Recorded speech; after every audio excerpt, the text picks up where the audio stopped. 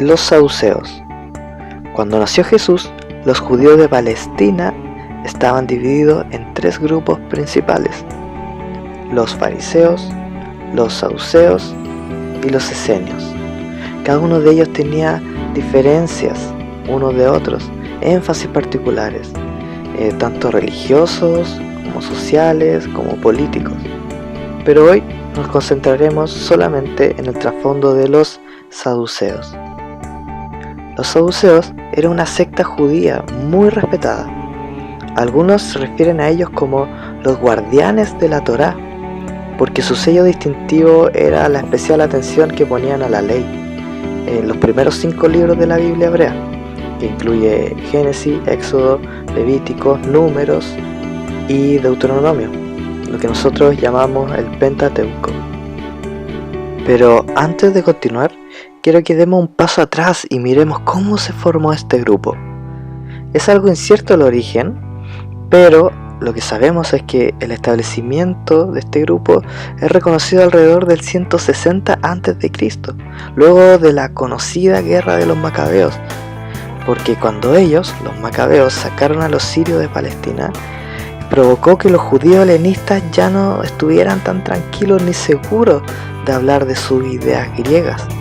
Pero, a pesar de eso, estos judíos helenistas, que también eran muy intelectuales, de un nivel socioeconómico muy alto, continuaron aplicando su lógica griega a los asuntos del día a día, y con esa persistencia se pudo lograr el establecimiento de la secta de los saduceos en el año 160 aproximadamente antes de Cristo.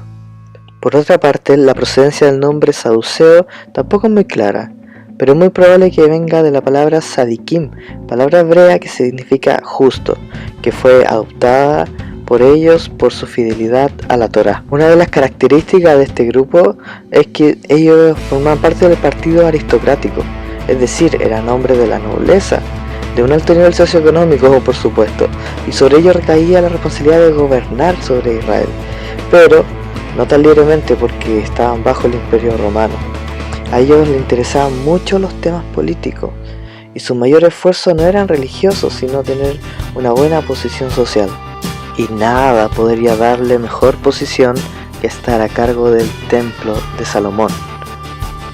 Y también luchaban por ser mayoría en el Sanedrín, que era el gobierno interno de Judea, que constaba de 71 miembros, 70 hombres sacerdotes prominentes de la nación y un sumo sacerdote.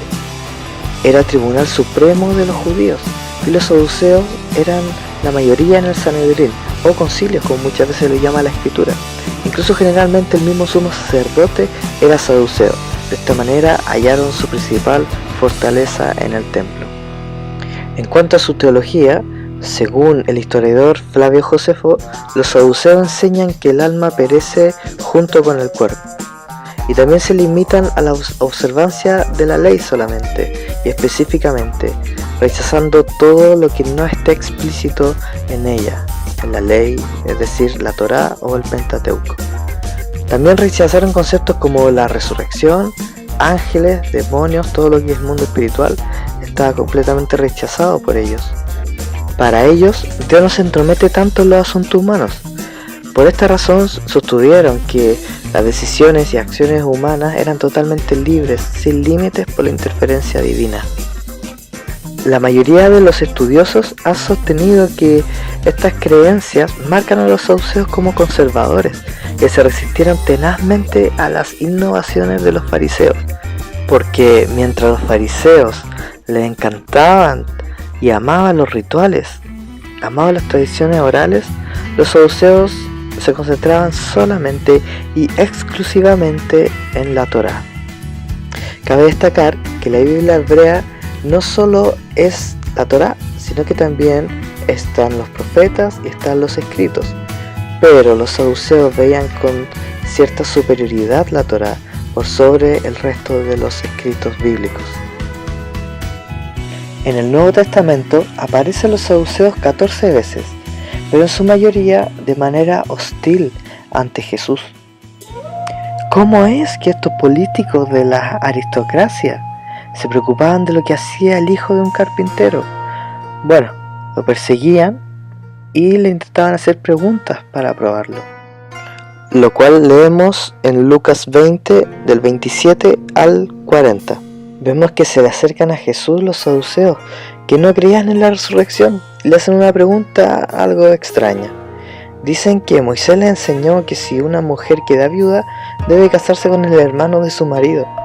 Y los saduceos intentan poner a Jesús en aprietos, presentándole el siguiente problema.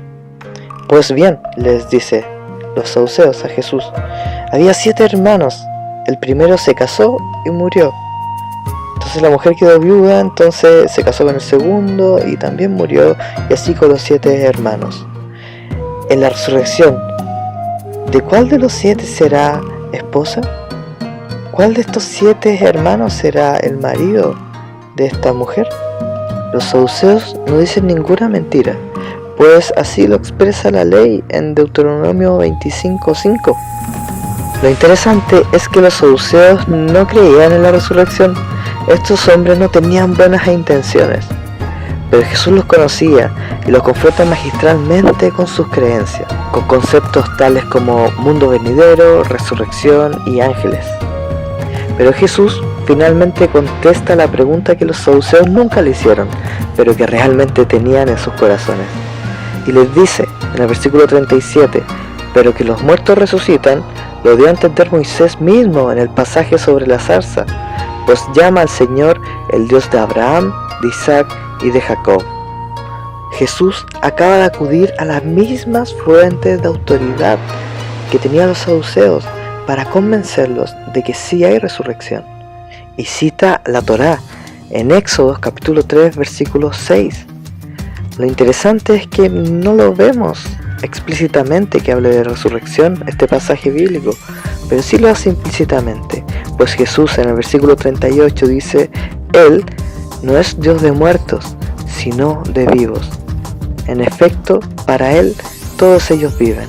Al parecer, ellos entendieron muy bien lo que Jesús le estaba planteando, pues no tuvieron cómo refutarlo. Todo lo contrario, lo que salió de sus bocas fueron las siguientes palabras. Bien dicho, maestro. Y ya no se atrevieron a hacerle más preguntas. Entre el año 6 y 66 después de Cristo, los saduceos no solo se convirtieron en una gran potencia en el Sanedrín, sino que también por muchos años fueron capaces de controlar el alto sacerdocio también. Pero en la revuelta del 66 al 70 significó el final de los saduceos. Con la destrucción del templo y la disolución de la nación, los saduceos se desvanecieron en el olvido. Y hemos llegado al final de nuestro resumen del trasfondo de los saduceos.